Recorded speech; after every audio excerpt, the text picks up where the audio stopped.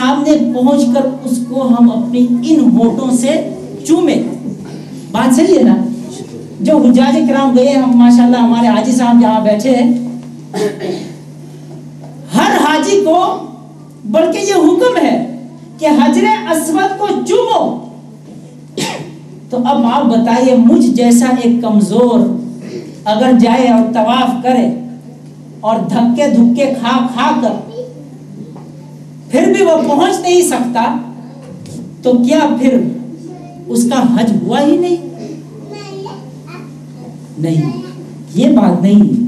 اس کو پھر حکم ہوتا ہے اگر تمہارے ہاتھوں میں ایک چھڑی ہے پارپلی میں تو اس کو حجر اسود سے لگا دو اور اس چھڑی کی وہ جگہ جو حجر اسود سے مل گئی ہے اس کو اپنے ہونٹوں سے چوم لو. تمہیں حجر اسود کو اپنے منہ سے بوسہ دینے کا ثواب ملے گا. اگر اب پھر میں اپنی مثال دیتا ہوں، مجھ جیسا کمزور، مجھے لاٹھی کا سہارا تو پہلے سے ہی ہے، تو اس لاٹھی سے پھر پہلے میں کیسے وہاں پہنچوں حجر اسود کے سامنے؟ تو اب دور سے ہی میں پہنچ سکتا ہوں. تو اب ظاہر ہے کہ میرے پاس اتنا لمبا چھڑی بھی نہیں ہے اور پہلے سے اجازت نہیں ہے کہ چھڑی اندر لے جائے. تو اب کیا کرے؟ تو اب حکم ہے کہ ہاتھ اٹھا کر استلام کر، ہاتھ اٹھا کر حجر اسود کو استلام کر، سلام کر، اور ہاتھ اٹھانے سے تجھے اتنا ہی ثواب ملے گا جتنا کہ چومنے والے کو ملے گا. اس ہاتھ کو اس طرح سے اٹھا کر استلام کر کے ان ہاتھوں کو چوم لو، تجھے اتنا ہی ثواب ملے گا. ظاہر اب کیا ہوا؟ ثابت ہوتا ہے کہ انسان اگر حجر اسود کے پاس پہنچ نہیں سکتا تو دور سے وہ سلام کر سکتا ہے. جو بات سمجھانی ہے وہ یہ ہے کہ انسان بار بار مدینہ المنورہ جا نہیں سکتا، لیکن اللہ عز و جل نے اتنا کرم کیا ہے، وہ تو رحمت للعالمین ہے نا. خدا نے حضور کے رحمت بنا کر بھیجا ہے، عالمین کے لیے بنایا ہے. عالمین کے لیے، ایک عالم ایک ہے، عالمین کئی دنیا ہے. یہ تو ہماری خوش قسمتی کی بات ہے کہ رسول اللہ نے اس عالم کو پسند فرمایا ہے. کبھی آپ نے غور کیا ہے؟ حضور اگر چاہتے تو اور عالمین کو پسند کر لیتے. یہ ہماری خوش قسمتی ہے کہ اس عالم کو آپ نے پسند فرمایا. تو اللہ عز و جل نے ایک اور مثال میں آپ کو دوں. آپ گھبرائیے نہیں، مغرب کی نماز ہوگی، علماء کرام یہاں بیٹھے ہیں. ابھی آپ جائیں گے مسجد میں مغرب کی نماز ادا کرنے کے لیے، تو نماز کے لیے سب سے پہلا شرط کیا ہے؟ وضو. صحیح ہے نا؟ تو وضو کے بغیر جسم تو پہلے سے ہی پاک ہے. میں آپ سب سے توقع رکھتا ہوں کہ آپ ناپاکی کی حالت میں یہاں کوئی نہیں ہے، آپ سب ماشاءاللہ پاک ہیں. لیکن وضو کے لیے شرط ہے کہ وضو ہو. اب آپ یہ بتائیے کہ اگر انسان کے پاس پانی نہ ملے، اگر پانی نہ ملے تو کیا نماز جائز ہے؟ نماز معاف؟ پھر وہ کیا کرے؟ آپ بتائیے. پھر وضو کے بجائے، وضو کے علاوہ اگر اس کو کوئی مرض ہے یا کوئی شرعی عذر ہے، یعنی شریعت نے اس کو اجازت دی ہے کہ اب تمہارے اوپر وضو شرط نہیں بلکہ اب تمہارے اوپر تیمم لازم آ گیا ہے، تو اس سے ثابت ہوتا ہے کہ وضو کا خلیفہ تیمم ہوا. ٹھیک ہے نا؟ خلیفہ کہتے ہیں نائب، جیسے 4 سیتر فیصد 4 سیتر فیصد میں سے ہی فیصد 4 سیتر. تو ایک نائب ہوتا ہے، ایک خلیفہ ہوتا ہے. وضو کا خلیفہ تیمم. رسول اللہ صلی اللہ تعالی علیہ وسلم کو اللہ تعالیٰ نے پہلے رحمت للعالمین بنا کر بھیجا.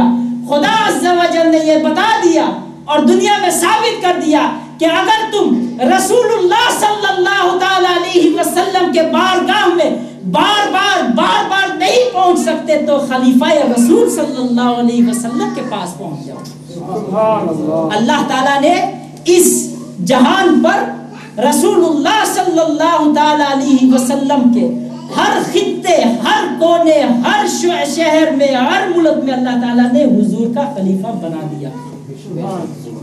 حدیث پاک میں آتا ہے، حضور نبی کریم صلی اللہ تعالی علیہ وسلم نے ارشاد فرمایا، جو علماء کرام کو دیکھتے ہیں نا، جو عالم کی طرف دیکھتا ہے اس کو اتنا ہی ثواب ملتا ہے جتنا کہ رسول اللہ کو دیکھنے کا ثواب ملتا ہے۔ سبحان اللہ، سبحان اللہ۔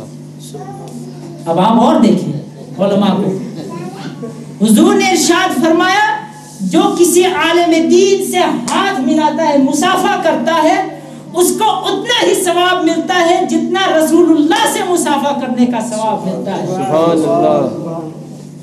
اور حضور نے ارشاد فرمایا، ابھی مغرب کی نماز آئے گی، جو شخص عالم دین کے پیچھے نماز پڑھتا ہے اس کو اتنا ہی ثواب ملتا ہے جتنا کہ رسول اللہ کے پیچھے نماز پڑھنے کا ثواب ملتا ہے۔ سبحان اللہ۔ تو حاضرین کرام، اب جو میں پہلے دلیل آپ کو دعویٰ کر رہا تھا، سنا رہا تھا کہ انسان اپنے آپ پر ظلم کرتا ہے، خدا کا ارشاد ہے، وَلَوْ أَنَّهُمْ إِذْ ظَلَمُوا أَنفُسَهُمْ جَاءُوكَ، یا رسول اللہ، جب آپ کے خادم، جب آپ کے غلام اپنے جانوں پر ظلم کر بیٹھے تو ان کو آپ کے دربار میں اگر وہ آ نہ سکے تو اولیاء کرام کے بارگاہ میں حاضر ہو جائے۔ کیوں؟ اولیاء کرام کے بارگاہ میں حاضر ہونے سے، دیکھیے ایک درخت ہوتا ہے، ایک درخت ہوتا ہے، اس کے پتے ہوتے ہیں، اس کے ٹہنی ہوتے ہیں، تک اس کے ہوتے ہیں۔ اب آپ مجھے بتائیے، اگر اس ٹہنی کو آپ کاٹ دیں، اس کو آپ کاٹ دیں تو وہ کیا ہوگا؟ اس سے وہ مرجھا جائے گا، وہ مر جائے گا۔ بات صحیح ہے نا؟ وہ مر جائے گا۔ تو اگر اس درخت سے اس ٹہنی کا تعلق ختم ہو جائے تو وہ ٹہنی جو ہے وہ مرجھا جائے گا، وہ مر جائے گا۔ اولیاء کرام کا تعلق رسول اللہ صلی اللہ تعالی علیہ وسلم سے بغیر واسطہ ہے۔ جس طرح وہ درخت ہے، اس کی ٹہنی ہے، اسی طرح رسول معظم صلی اللہ تعالی علیہ وسلم درخت ہے، اور اس درخت کے شاخے اولیاء کرام ہوتے ہیں۔ تو خدا نے بتا دیا کہ اگر تم میرے رسول کے بارگاہ میں حاضر نہیں ہو سکتے تو میرے رسول کے ٹہنی، میرے رسول کے اولیاء کرام کے بارگاہ میں پہنچ کر میرے رسول صلی اللہ تعالی علیہ وسلم کو وسیلہ بنا کر مجھ سے استغفار کی دعا کرو۔ فاستغفر اللہ، پھر ان کے بارگاہ میں جا کر اللہ سے معافی طلب کرو، اللہ سے بخشش طلب کرو۔ لیکن خدا بتا رہا ہے واستغفر لهم الرسول، یہ ایک شرط ہے، جب تک تم رسول اللہ کے بارگاہ میں تو پہنچ گئے، اولیاء کرام کے بارگاہ میں پہنچ تو گئے ہو، لیکن جب تک خود رسول معظم صلی اللہ تعالی علیہ وسلم خود آپ ہاتھ اٹھا کر دعائے مغفرت نہیں کریں گے، اس وقت تک خدا تمہاری مغفرت کی دعا قبول نہیں کرے گا۔ تو وہی مزکی کائنات یزکیہم، جب تک رسول اللہ صلی اللہ تعالی علیہ وسلم مور خود نہیں لگاتے کہ یا اللہ اس میرے بندے کو، اس میرے غلام کو میں نے معاف کر دیا ہے، خدا ارشاد فرماتا ہے لَوَجَدُ اللَّهَ تَوَّابًا رَحِيمًا، جہاں میرے رسول نے ہاتھ اٹھا کر تمہارے لیے مغفرت کی دعا کر دی ہے، وہاں خدا بھی تمہاری مغفرت کی دعا قبول کر دے گی۔ حاضرین کرام، اللہ تعالیٰ سے دعا کریں کہ اللہ تعالیٰ ہماری اس کوشش کو اپنے بارگاہ میں قبول و منظور فرمائے۔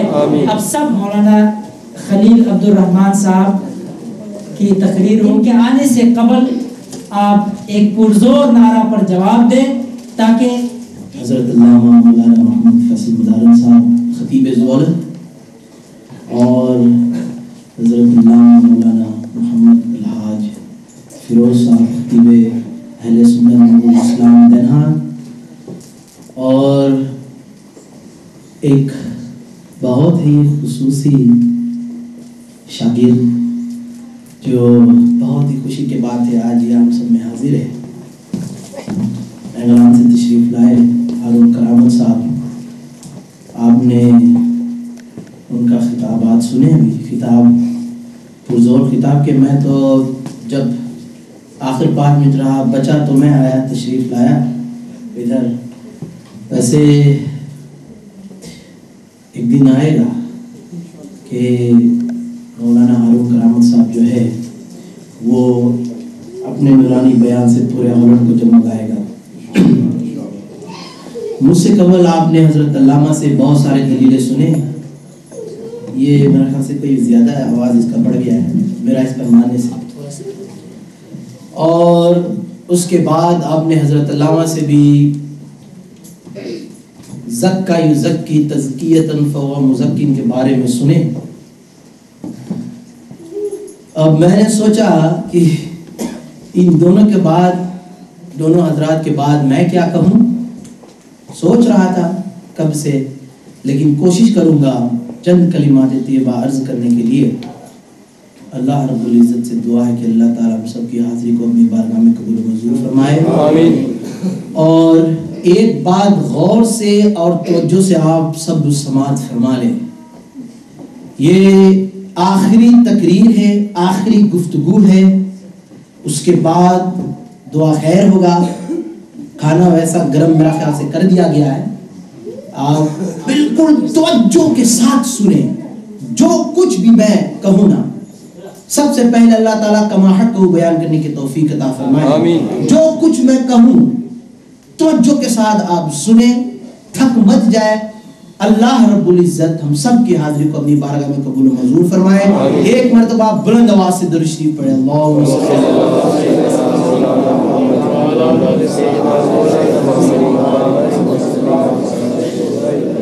نحمدہ ونصلی علی رسولہ الکریم،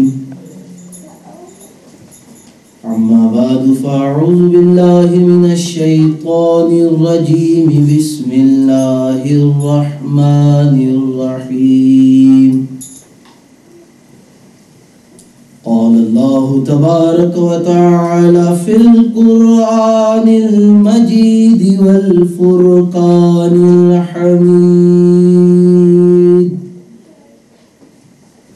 لقد كان لكم في رسول الله أسوة حسنة، صدق الله العظيم، وبلغنا رسوله النبي الحبيب الكريم۔ قال الله تبارك وتعالى في شان حبيبه مخبرا وآمرا، إن الله وملائكته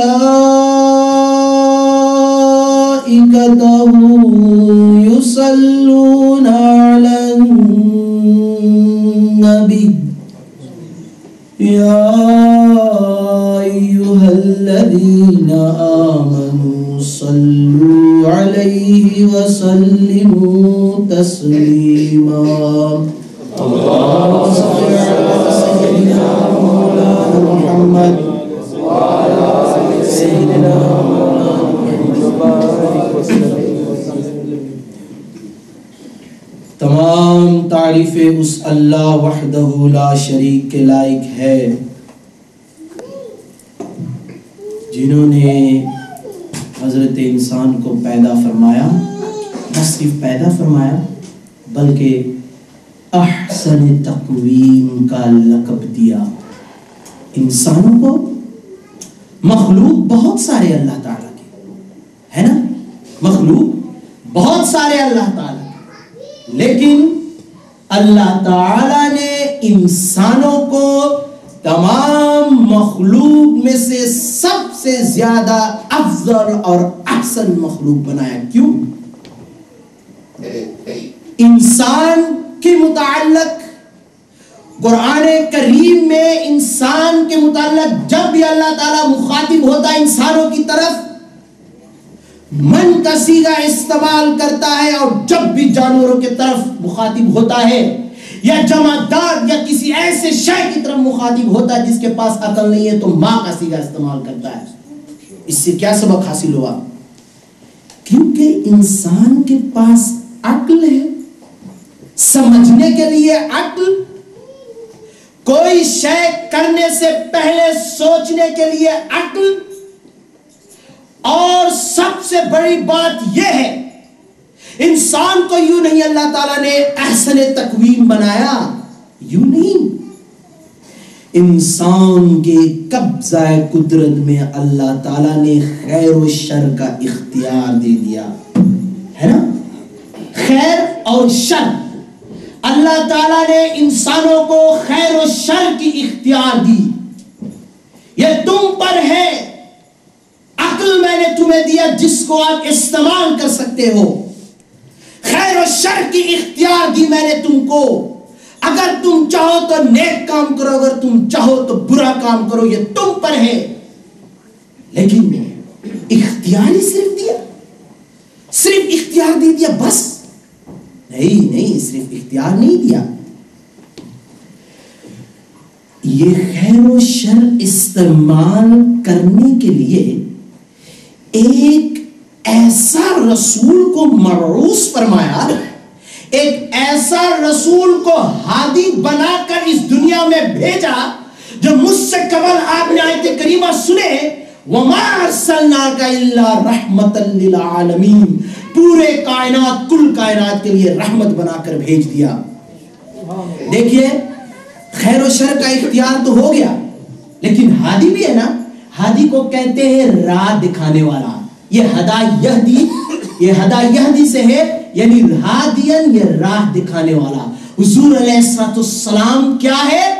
ہادی ہے، راہ دکھانے والا ہے. بس دیکھیے ہر ملک، ہر قوم، ہر بستی میں ایک نہ ایک ویت بک تو ہوتا ہے نا، یا نہیں ہوتا؟ آپ بھی جواب دیا کرو ورنہ مجھے چلا آپ سو گئے پھر میں بھی بیٹھ جاؤں گا، پھر کیا فائدہ ہے؟ ویت بک ہوتا ہے یا نہیں ہوتا؟ آپ ریڈ لائٹ کو کراس نہیں کر سکتے، آپ کئی جگہ پر سگریٹ نہیں پی سکتے، شراب نہیں پی سکتے، یہ نہیں کر سکتے، وہ نہیں کر سکتے. یہاں کا ویت بک میں لکھا ہے نہیں ہے نا. اچھا یہ تو اس ملک کی بات ہوگی نا. لیکن اللہ تعالیٰ نے احسن تقویم بنانے کے بعد ہادی کو مبعوث فرمایا، ہدایت دینے والا، سیدھے راہ کی طرف لے جانے والا کو مبعوث فرمایا. اور کیا دے کر مبعوث فرمایا؟ دیکھیے قرآن کریم حضور علیہ السلام پر نازل کیا گیا ہے یا نہیں؟ کیا ہے نا. پہاڑ پر تو نہیں کیا نا. پہاڑ پر کرتے تو چور چور نہ ہو جاتے. حضور علیہ السلام پر کیا ہے. اس کتاب میں ذالک الکتاب لا ریب فیہ ھدی للمتقین تبیان لکل شیء، ہر شے اس کتاب میں لکھ کر رکھ دیا. خیر و شر کی اختیار ایک طرف، حضور علیہ السلام کی طریقہ ایک طرف. یہ کافی نہیں، یہ کتاب جو قرآن کریم ہے ایک طرف ہے. موضوع سامعین اکرام، اب مجھے بتائیے آپ کو کیا چاہیے اور کیا چاہیے؟ آپ کو کسی اور کا لکھا ہوا ویت بک چاہیے جس پر آپ عمل کریں؟ کسی اور کی جینے کا طریقہ چاہیے؟ اب آیا محبت کی بات جو حضرت علامہ نے چھیڑ دیا تھا. ہم سب ویسے جھوٹی محبت کرتے ہیں اس دنیا میں، ہے نا. جھوٹی محبت ہوتا ہے. دراصل محبت کی اگر آپ تعریف سنیں گے نا حقیقی معنی سے، حقیقی معنی کے لحاظ سے، مجازی معنی کے لحاظ سے نہیں، تو شاید کسی سے آپ محبت کرنا ہی چھوڑ دیں گے. کیونکہ محبت میں اکثر بے وفائی ہے، وفائی نہیں ہے. یہ سب کو پتا ہے نا. حضور علیہ السلام سے محبت کرنا، حضور علیہ السلام کی ذکر